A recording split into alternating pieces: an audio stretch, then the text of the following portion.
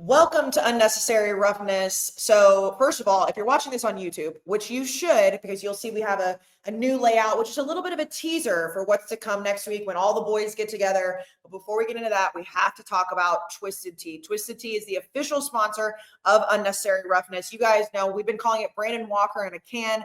And that's a good thing. A lot of people might not want Brandon Walker in a can, but you do want Twisted Tea. It goes down so smooth. There's no carbonation, which makes it so easy to drink. It's the perfect alcoholic beverage for any type of festivity, any event. Obviously, right now, it's the summer. It's the dog days of the summer. We're in the middle of July. But you know what, folks? After SEC Media Days, which is going on right now as we speak, it's college football season in my mind. I'm not trying to wish the summer away, but I'm just saying that Twisted Tea tastes a little bit different knowing that kickoff is coming and coming quick. So make sure you grab a Twisted Tea, keep it twisted. We love them. We're so excited to have them on board. Now, we've been on hiatus for about a month, okay? And I said, it's going to look so different. Don't worry, guys. It's not just me. But we're here because last month we did an interview with Illinois head coach Bret Bielema and Illinois quarterback Luke Altmyer. It was myself, Brandon, those two, and then our new podcast co-host. Like we said, no one's leaving. Ev is still a part of it. Liam Blutman is still a part of it. And probably the worst kept secret of all time, T-Bob Hebert will also be joining the show starting next week and going all for the rest of time, for however long Unnecessary Roughness runs. And we are going to have a new format. It's going to be more of a debate style. Brandon is excited because he thinks that he can beat all of us at once. It's like going to be 4 against 1. He thinks he can do it. But we're really, really stoked to have him involved. And he was a part of the interview. And that's what this episode is going to be. You're going to see it. You're going to hear it, however you're consuming this right now. So we're stoked about it. He's going to be awesome. I'm really nervous to have to play kind of referee between him and Brandon sometimes. And then you've got Ev and you've got Liam. It's going to be great. It's going to be great. But most importantly, wanted to give him a proper introduction before we go into the interview because he did sit.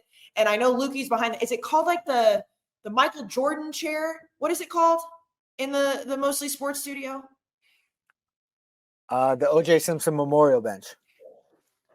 Brandon will hate me for that. The O.J. Simpson Memorial Bench. Okay. I was actually trying to give T-Bob, some sort of nice seat that he was sitting in. Okay. So he was sitting in the O.J. Simpson Memorial Bench in the family room. So you will see him in this interview. But before we get to that, we're going to give him a proper intro.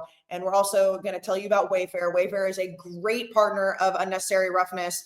Right now, obviously, everybody's having backyard get-togethers, whether you have a tiny little porch or a gigantic backyard. Wayfair has all of the essentials that you could need, and it's fast, it's easy shipping. They have everything you could possibly need. I actually recently just got a new set of chairs for my kitchen table because my 2-year-old has officially decided he wants to sit at the big boys chair. So I needed to get something with a back. It was so easy to go pick out exactly what matched for that set. Incredible. We love Wayfair so much. And there's something for every style, every home, no matter what your space or budget is. If you're in college or your kids are in college or whatever, and you're looking for dorm stuff, house stuff, going into the fall, Wayfair will take care of you.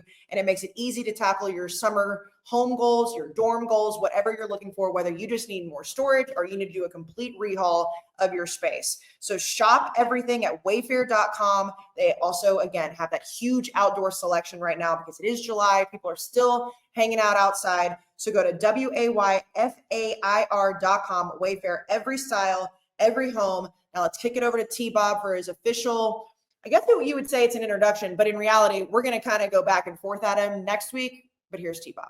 Wow. Thank you, Kayce. That is incredibly kind of you to say. And first off, thank you. Thank Big Ev. Thank Brandon. Thank Liam. Thank Lukey. Thank all the fans who have welcomed me with open arms. Thank Barstool for allowing me to do this because I could not be more excited to be joining the top college football podcast in the game. Unnecessary Roughness. For those who don't know me, my name is T-Bob Hebert. I hail from Louisiana, played football at LSU a long time ago now. I'm 36. I got 3 kids. I played 07 through 11, meaning I've lost national championships, won national championships. I've really run the gamut when it comes to things to experience in college football. And that love for the game never left. And so when I got done with playing, trying to make it felt wasn't good enough, I said, well, shit, I don't know how to do anything. I got into radio. And I've been doing radio in Louisiana for the last 13 years, a bunch of college football podcasts of various companies mixed in there as well. And now I'm here. And I could not be more excited to chop it up with y'all. You can probably tell from my Aragorn shirt and the sword, massive nerd. And by the way, yes, this is the Witcher sword. This is not Anduril, just before the comments get to me. I'm a massive nerd, love Lord of the Rings, of Star Wars, Harry Potter, all of it, but I love nothing more and am nerdy about nothing more than college football. So I can't wait. This season is going to be incredible, and I think we're having a lot of fun. All right, that's T-Bob, and obviously when we all get together, we're going to have more of an in-depth conversation back and forth, and like I said, the layout's going to look so cool and different. We're so excited to have him.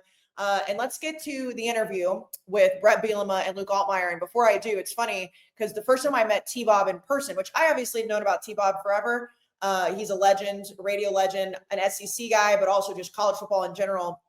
And it actually shocked me like how big he is, which is crazy because he played at LSU, but I was like, oh my God. And then Bret Bielema walks in and they immediately start talking ball. And I'm like, this is a perfect fit for us. So I'm so excited to have him.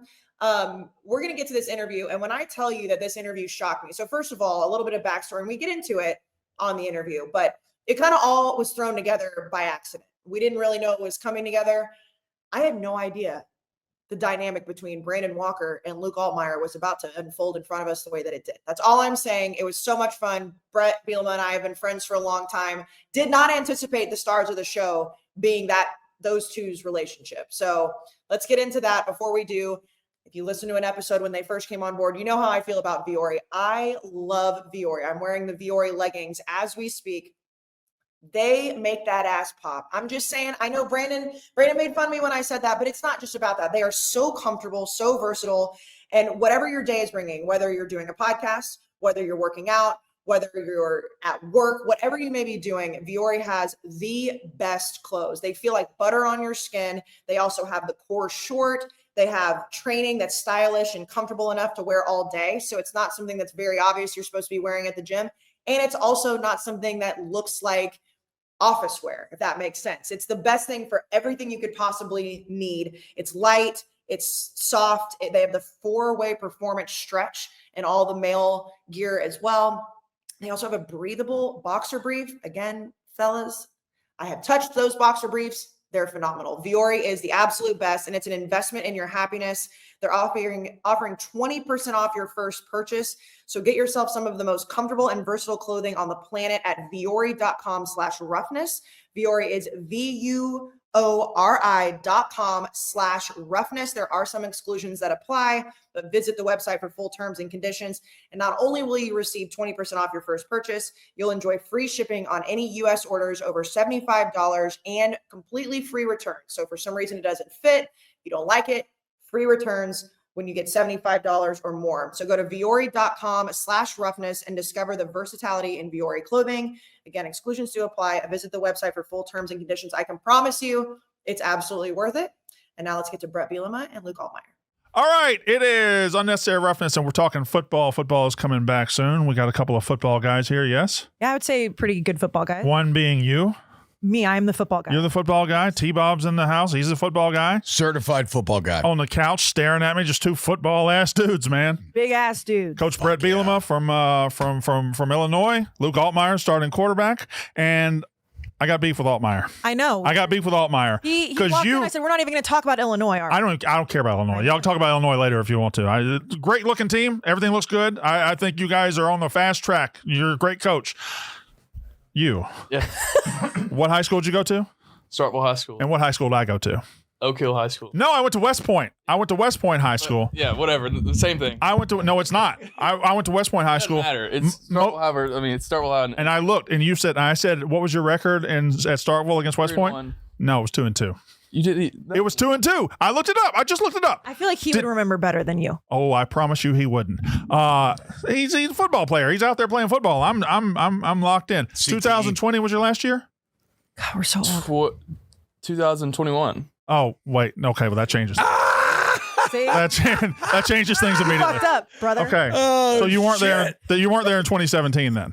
So I was a freshman. I didn't play. okay, all right. I think he's. I Remember, I was 2020 I was kind of a 2 weird and year. 1. you were 2-1. Yeah, 2 Okay. and 2 if you count my freshman year, but I didn't play. Can't control Oh. You were on the team. I I was mean, 14 coach. years old. If you guys were to beat, I don't know if that. His you were. record as a starting quarterback. he 2 was and 1. 2-1. I was 14. Look, But if you were to beat Ohio State this year and a freshman on the team didn't play, he's still going to be like, you know what? We beat Ohio State when I was a freshman. But yes, but saying you're the starting quarterback 2-1, that's what. Well, anyway, now you're starting quarterback of Illinois, correct? We know that for a fact. That's right. I would say it's a pretty good bet. Yeah, pretty good bet. Coach, how you doing? I'm very good, thank you. I'm Great happy to to be on. have him. I'm happy to So have him. you know each other? So, I was telling Coach this earlier, and I'm mad at you. I interrupted the yak because I'm here, randomly this week, and Yeah. I am told as soon as I walk in, Bret Bielema's coming in. And I said, Brandon knew this. Coach was the very first head coach in college football that I ever interviewed when I was with ESPN. And we said it was 2013? Yeah, probably 13. 2013 when he was at Arkansas. And I was so nervous. I went back to College Station because I was living there at the time, and I get a handwritten note from Coach. I think everybody is doing this. He's thanking the whole ESPN crew. It was so great.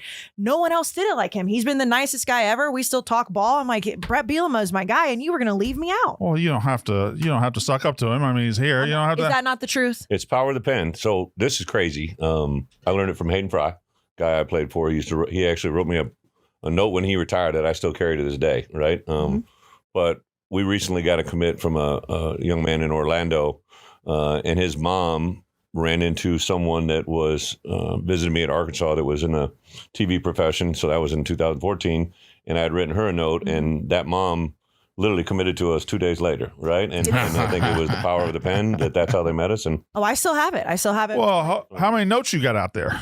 You give everybody a note? usually I haven't met you before. I'll probably send you one this week. Well, that'd be kinda nice. Depends on the next 10 to 15 minutes. But yeah.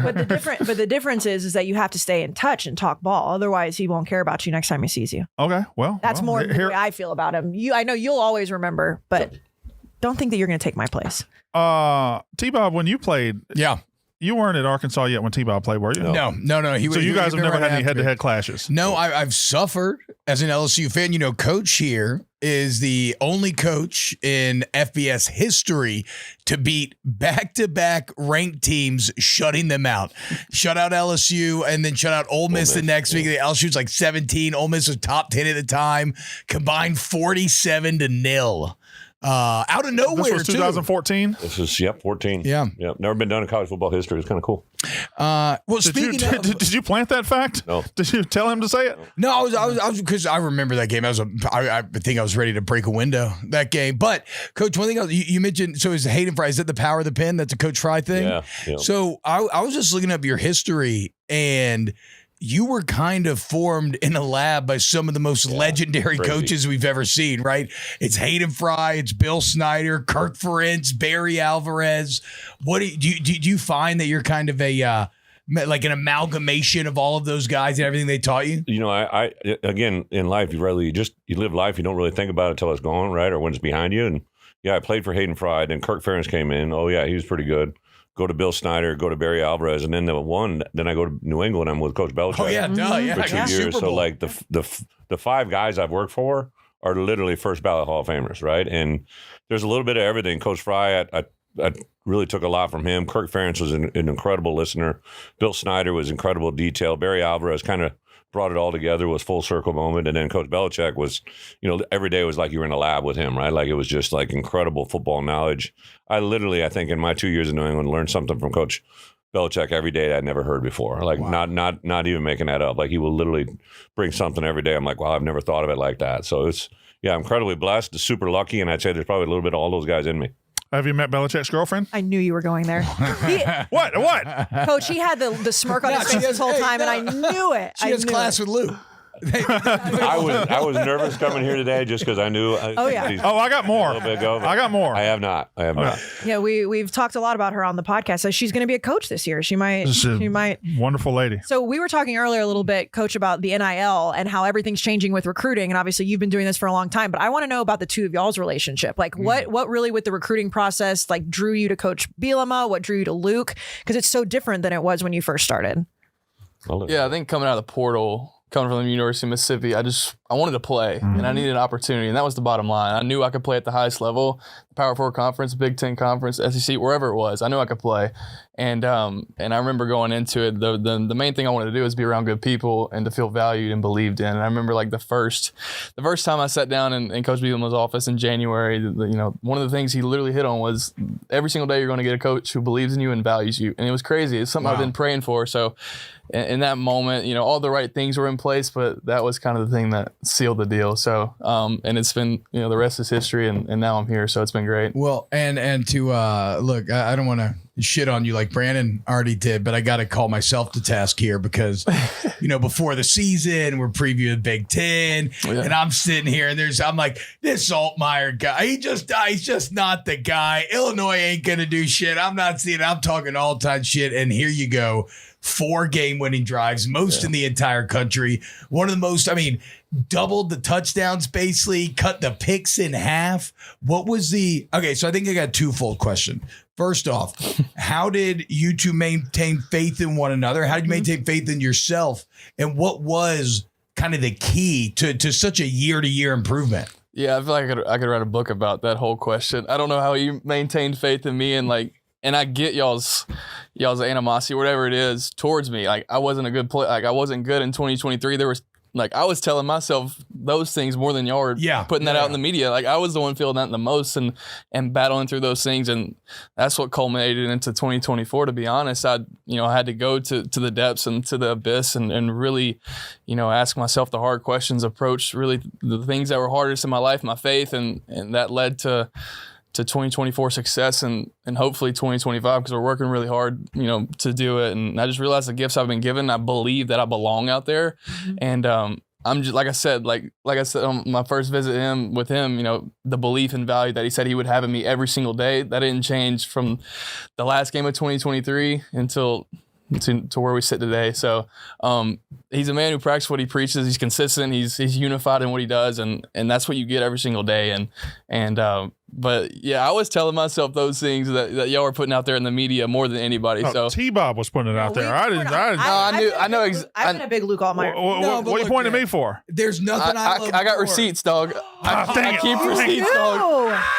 Here's the thing. What's the worst thing you said about him? Here's the thing. Now listen. That's not my fault. You went to Ole Miss first. There's some build-up anxiety. Yeah, right. You went to Ole Miss. No, I keep receipts from Illinois. like a year ago. I talk shit from you. I don't know. I say You just spew, yeah, for sure. But you forget I have friends who all they see on their Twitter is you. Yeah. Well, So I everything that you say, here's the especially thing. towards me, they hear. That's just the bottom line. Hold on. Everybody relax.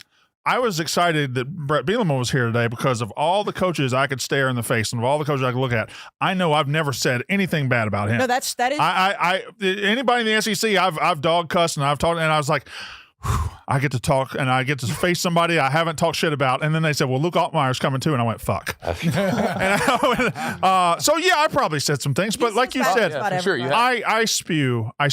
Yeah. And you just said you proved yourself wrong because you had to go through it, and then you proved idiots like me wrong too. Correct? It's the best. Sure. I mean, look, now you're the first Illinois quarterback to throw 4 tuds on the road against a ranked team since Kirk Kittner in '99. That's right. Yeah. It's 26 years, dude. I know. Look, He man, wasn't born. Cool. He reminded me of how old we all Yeah, are. I wasn't That's even right, at but fault. anybody listening though, you got to follow Luke's example. When they criticize, they come after you, you control your response. What Luke did, he worked his ass off, and look at what he pulled off last year. How did you maintain your faith in him from year 1 to year 2? Yeah, great question. We hit on it earlier. Consistency and communication are something I really believe in. So he'll be the first to tell you against Penn State. I think 4 interceptions. Every bit. Yeah. All of them. So I was sitting on my couch that night and I saw the things, and I literally called him that night and said, bro, just so you know, you're starting next week, right? Like, I want you to know dude. Oh, man. that I believe in you, right? So, there were some things that we had to go through. But I would tell you, you brought it up, 4 game-winning touchdown drives. This guy, so we do, as a head football coach, I make an edit of early downs, third downs, end of half, end of games, and we take our top 3 quarterbacks, and they all kind of do reports on it and then give me the final version on Friday. I give it to them on Sunday or Monday. Wednesday, we do third down and red area, and then on Friday, the day before the game, and this guy would put together a tape and teach to me and all the other quarterbacks on Friday's day before the game, and it materialized in front of us this year every week. And he would bring up suggestions. I remember there was a play that we looked at that he kind of saw something that really wasn't the play, but he visualized and saw it, and we put it in on that Friday, and it really won us a game. Won us a game this year. Yeah, so That's a football his guy. football mind is incredible. Really good. All right, we'll get right back to the interview. But before we do, let's talk about Rocket Money. A lot of people aren't aware of how much they spend each month. Things rack up really easily. Rocket Money keeps it all in one place. And as we've said many times, because Rocket Money has been a friend of unnecessary roughness, those subscriptions that you click on, whether it's your phone, your TV, your computer, they're so easy to sign up and so easy to forget. Rocket Money keeps it all in one place because it's a personal finance app that helps find and cancel your unwanted subscriptions, monitors your spending, and helps lower those monthly goals, the monthly bills, so that you can grow your savings. Again, we love Rocket Money so much. 5 million members have saved over a total of $500 million in canceled subscriptions. And that sounds crazy, but you know how easy it is. You sign up for that free trial, you forget about it. You don't even know it exists. Rocket Money will help remind you and keep it all in check, and they will cancel them for you. That's the big thing for me, that when I first got Rocket Money, I was like, I don't really want to have to call or go on the website. Rocket Money does it for you. So cancel your unwanted subscriptions and reach your financial goals faster with Rocket Money. Go to rocketmoney.com/rough today. That's rocketmoney.com/rough, rocketmoney.com/rough. Now let's get back to the interview. We talked a little bit about the playoffs too. And I know like last year, I told him that one of our favorite things to talk about was all the coaches kind of going at each other, whether it was like subtweeting or whatever. You were right smack dab in the middle of that with talking about the Big Ten versus the SEC kind of going back and forth with Lane Kiffin. But from the playoff standpoint, like I know you love the playoff, right? Like you're happy. Do you want to see it get bigger? You want to see it expand? I do. I don't want it to get, I don't think we need 64, right? But I think like 16 is a sweet spot that I think a lot of people would like. However it plays out, I know there's a lot of talk about if it's going to be 4 automatic qualifiers or our commissioner, Tony Petitti and Greg Sankey. I was with Greg in the SEC. They're both very smart dudes, right? And I think they're at the catalyst of bringing this whole thing together. I think they really see the big picture really well. So I think to have a team, we were a 9-3 team, right? Mm-hmm. And I knew in those last 3 games, if we could win those last 3, we'd be in contention to maybe talk about it, right? Well, if we go to 16 now, we're going to be right in the middle of it, right? Mm-hmm. Like we beat South Carolina, who really, if they had done just a little bit better 2 weeks before, they would have been in the playoffs. And we win the game. Alabama got whacked pretty good by Michigan in the bowl game, and so you saw some of that Big Ten SEC stuff play out in front of us. And it was funny. The SEC put out a 7-page document giving all this stuff, right? The fact that they had to do that tells me it ain't well, right? So, like I just pointed out, I said, you go back and look 10 years, but let's look at the last 3 years, right? Because now it's legalized NIL for everybody, right? And it's just a different world. The portal window exists, and obviously we got a really good SEC player here. We've got, in my opinion, we took some of the best players from teams in our conference. They're now part of our team, and it's just a different world, man. It's NFL in itself. Well, we were looking at the team totals too. This is the first time in a long time the SEC doesn't have a 10-win total team this year. The Big Ten has 3. So you're looking at kind of how the Big Ten has shifted. And I know that Brandon will always shit on anything with Ole Miss. But when you were going back and forth with Lane, when you were looking at the 9-3, like as players, Luke, like you guys are sitting there, you're watching. Are you just like, hell yeah, coach is going to bat for us? Like this is the Big Ten. This one gets feisty. This one. Yeah. I send him the tweets. So I'm the one who puts it all in the motion. I was like, there's no way he's just like in the weeds with it. I get the ball rolling. He's game planning and tweet planning. I love it. It's funny. The SEC could have had 10, but they just didn't do well in the bowl game. Right. Like, all 3 of those teams could have been 10-win teams if it gone the other way. Yeah. I mean, that's it. Exactly. That's why you got to play the games. 100%. Imagine that, having the games decided on the field. Yeah. I want to question you about this, Coach, because Illinois was down for a while, and I didn't think y'all could get back. I didn't know in the NIL era, would there be the buy-in? What was your pathway to getting there? And have you now seen an increased response investment-wise? Honest to goodness, Illinois is a real long state, so Champaign's right here in the middle, right? Yeah. I was born and raised up in the northwest corner, and even when I walked on, went to Iowa, went to Kansas State, went to Wisconsin, I would always come into Illinois and recruit, and I'm just like, if these cats ever can recruit the state of Illinois, like they, sign 45 kids a year out of the state to go other places. So when this job came open, I was working at Giants, and I got out of a game on a Sunday, and I had like 50 messages. And the Illinois job had opened up, and it was basically everybody I'd ever been around knew I wanted that job. Josh Whitman called me on Monday, and I took the job on Friday. So I told Josh at that time, like, Josh Whitman played at Illinois, 4-time Letterman, 2-time academic All-American, played in the NFL 5 years. To walk that journey with another football guy, especially someone that played at Illinois, Luke would tell you Josh is around us all the time. He's given us support. Like, we don't really need shiny shoes or helmets, but we fuel our guys really well. We take care of them. We build them up. We support them. And I thought, this is the best time in college football you can turn a program around. When I went to Arkansas, we didn't have all the access to the rules that we have now, right? And to be able to bring in, transfer players and change the environment, bring in good players. Now, Luke's our best recruiter. Like, as soon as he knows we're after a guy, especially a wide receiver, and like, this is the best one, right? Because players want great players around them. And he's a receipt keeper and a recruder, huh? He's a little bit of everything. Sounds like he does everything. Yeah, about to say he just does it all, and also just hates you. So I love that. And we got a duet tonight as a 7th inning stretch. And, That's right. Wrigley tonight. That's awesome. Who's the better singer? Dude. I can Find sing. out. We'll I can find definitely out, sing. I guess. I mean, This is my Coach, fifth. This is Coach my got that fifth. voice. Fifth time. Yeah. Love that. Coach, you got a bunch of starters back. Yeah. Obviously won a lot of games last year. Kind of came out of nowhere to a lot of people. I'm sure not to you. Got the quarterback back. Got all the offensive line back. You got a lot going on in this season. You guys are kind of you're going to be preseason ranked and all that. As a coach, do you want to quiet the noise with your team, or do you embrace it and want them to hear it? I think we have to own it, right? Like, we've worked really hard to get here, but we can't think that we own it exclusively, right? Everybody else wants it. We're not going to sneak up on anybody. You got all those returning starters. I thought this guy, when he sat down to talk to me about coming back this year, like, I wasn't going to ignore that there are a lot of people who are going to throw a lot of things at him, but he wanted to know who was coaching him. You want to know who we were going to have at wide receiver, because we lost a couple of good receivers, and how he was going to be supported, right? To me, that's an NFL mindset, right? So we've kind of built that into our program, but I would say as we get closer, I've kind of told these guys, let's not really talk about the playoffs. I mean, it's a great thing and all that goes into it, but let's worry about day one. I'm worried about Western Illinois, and then I'm going to worry about Duke, then Western Michigan. I think that's the only way to roll. We kind of had 22. We were a good football team, and then 23 we dropped down to a 5-win team, and I've really been guarded about some of the things that we did in that season. We can't do again. Luke, what about you? We mentioned the jump year 1 to year 2, and for any player, I think that's probably the biggest jump. Year 1, it just feels like you're trying to keep the train on the tracks, right? Then stuff slows down. Have you noticed that even furthering here into offseason year 3?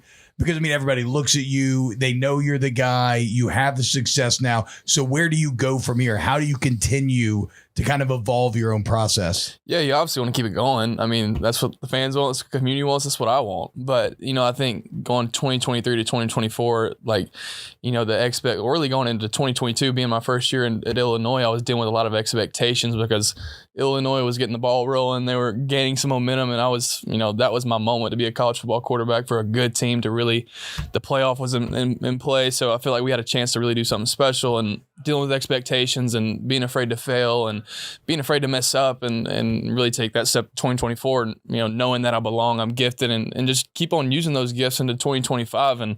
And for sure, you want to keep the winning, foundation as long as you can, but you're not nervous about it because you can do it. And I know I belong, and I know I have a lot of people around me and a coach who leads us that know they belong and know they can do it. So we hear it, it's there, the noise is there, but it doesn't shake us because we know that it's there for a reason, I guess. Do you take care of the big boys up front? Oh, every week, not just a starting 5, but really the travel squad, just 12 to 13 guys. We go Thursday nights, we go tear it up at a hibachi and get after it, for sure. Yeah, dude, that's a good man right there. He does, and he'll be the first to tell you when we fly. If we fly like this year, our longest trip will be to Washington. Our linemen fly in first class. So everybody else is Nice. back. O-line, D-line set up front. Because as a fellow big man, I know how big those seats are. Oh, yeah, man. For sure. Well, Just imagine them getting so hyped on the hibachi onion train. or when they light it on fire, like the volcano. I mean, Coach, you've always been, even before social media was as big as it is now, like when you were at Wisconsin, when you were at Arkansas, you've always kind of embraced that. Like, that's always been your personality. So the fact that your team is embracing it is that, you're kind of all uniform in the locker room. And right now, that keeps us employed. We get to talk about everything you guys do, but I feel like that's kind of rare for coaches to be like, no, embrace it and let's talk shit back. Yeah, I think you just got to be careful about, writing a check you can't cash, right? But of course. I will be one to do it. Once in a while, my wife will be like, hey, slow your roll, right? But we kind of talk, I think in Illinois, you got to have a chip not only on your left shoulder, but your right shoulder. We just got to play with a little bit of an edge. I've never been part of a place that's kind of a true blue blood, right? Or one of those, I don't know if I could really handle that. Like, I like having a little edge to us. And Luke was his story. The fact that we have, 5 offensive linemen coming back, I think that probably brought him back more than anything, right? And it's just, we play a good brand of ball, and we play a little bit different than others, right? So we I think it's hard to get ready for Illinois in a week. And I think that's one of our brandings that hopefully that can continue to roll for us. Luke, when you say you have the receipts, are they like in your pocket? What's the? No, they actually. That's why I asked him, what's the worst thing? What's the worst thing I've ever? Like the digital receipts, But yeah, what's the worst thing in the group chat right now? Oh, the group chat. They literally going crazy. 10 minutes before I came in here, they were just flooding the group chat. Okay, all right. What do you think is the worst thing you've said? I don't know. I say a lot of things. I'm not playing. Like, I'm serious. No, I know he's serious. I know he's serious. Yeah. Oh, I got that. I just really want to know. I don't remember it being too egregious, but you are so hateful about so many people. That's true. But I told Coach, who do you hate the most, fan base wise?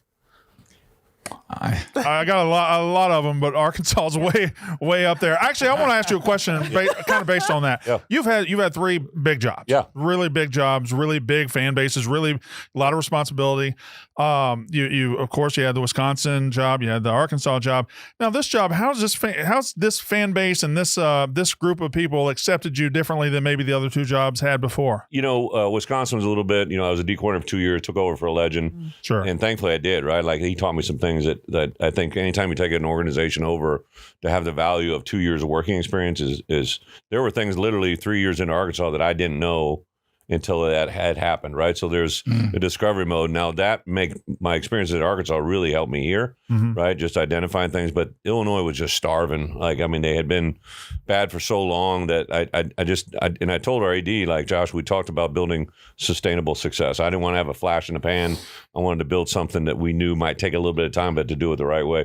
It's a little thing, but it's a big thing. We've had 5 straight semesters of 120 kids with over a 3.0 GPA. Damn. Like, that doesn't just happen. I'm not saying we're ready to take over Stanford, but like we got some GPA. We got some kids that care. Literally the worst phone call I've had with this one was to his mom to tell his get his ass going in the classroom, right? Like, I was making cutouts. I was making 2-minute cutouts. Making 2-minute cutouts, which is probably true. Yeah. But like, our responsibility as coach, like, the defining moment of Luke and I has nothing to do with football.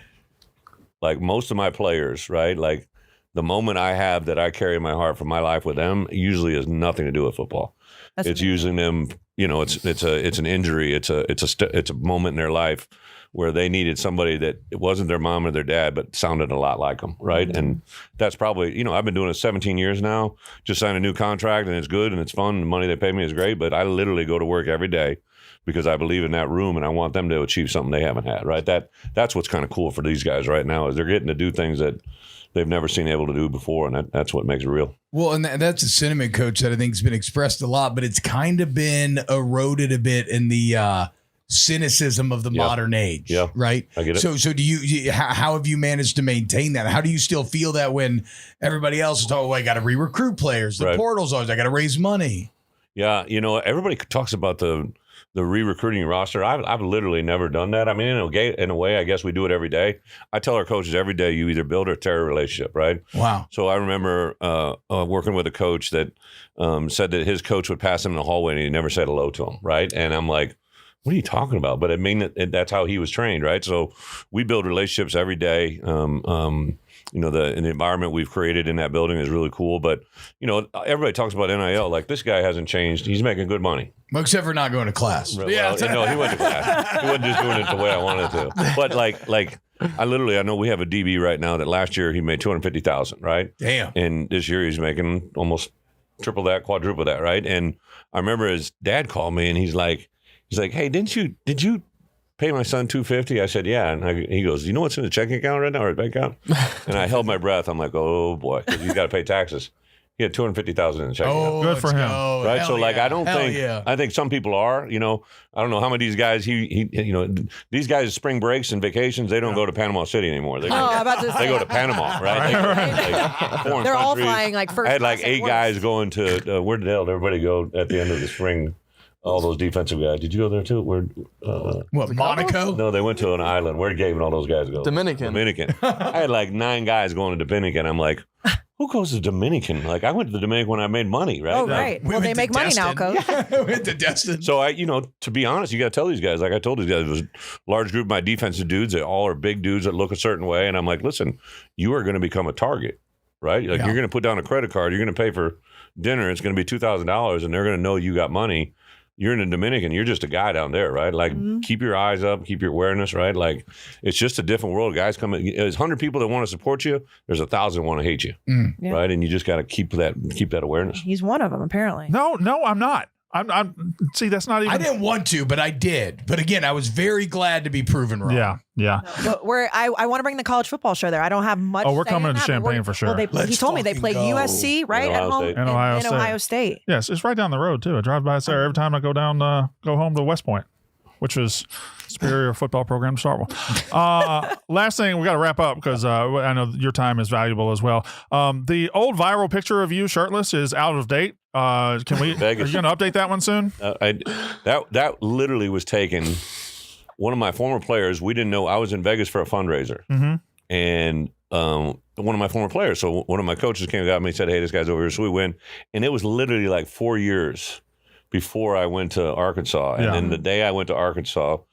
Like Big Cat, he hated me for like 2 years, right? All these Wisconsin people got mad. So somebody released that, and that's been my picture that I can't shake. Yeah. Well, you should do a shirtless pic every year. Well, I was Update about to say, it. now have Luke do that. I mean, he seems like he's pretty dialed in. Have him take photos. At least you weren't like, humping a shark. No. Or anything. Yeah. Or like, No, you know, well, on I was in the a Oh, that Vegas attitude. party. with like a motorcycle accident, maybe. Yeah. You know, anything like that. We don't- Also, the big boys, we fucking loved it from afar. Yeah. As you once said, Coach, I find it to be borderline erotic. Yeah. So just know.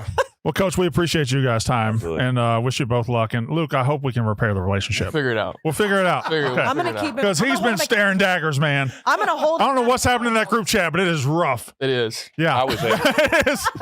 as a head coach, like what you guys do in this environment, and Yeah. created something that's so cool for college football. College football has never been better. I agree. Right? And I think it's a huge part of this building and the vision that obviously Dave had and the way it plays out. I think this is just it's a venue that allows people to embrace the game in a way that's never been done. So it's I pretty love cool. that. Well, we appreciate that. And you're one of our favorites as well. So You are, and if we come to Champaign, are we going to be allowed to be on campus for the show? I would think we could make it go. work. Okay, We'll that's figure it out. huge. Figure You'd it be out. surprised. A lot of schools don't let us do that. all right. One of the premier coaches in the country, great quarterback. That's Bret Bielema, Luke Altmyer. That's Unnecessary Roughness.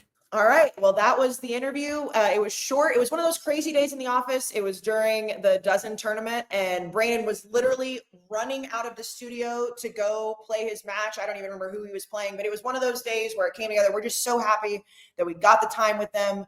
We did put like a 60-second kind of fast clip with the two of them and me out earlier. When I tell you that we're so excited about this team, and it's usually pretty easy to say like, oh, like we like everybody that we meet, but we usually do like everybody that we meet. We really loved these guys. And Brandon and Luke Altmyer having the dynamic that he did. Brandon kept tapping me underneath the desk being like, he hates me. Like, yeah, he's staring daggers at you because you've been an asshole. But that's what we love about Barstool in this podcast, because it just brings everybody together. It's hey, it's Brandon. If you could find somebody that Brandon hasn't talked shit about, I would be surprised at this point. So that was the interview. We're so thankful for them for stopping by.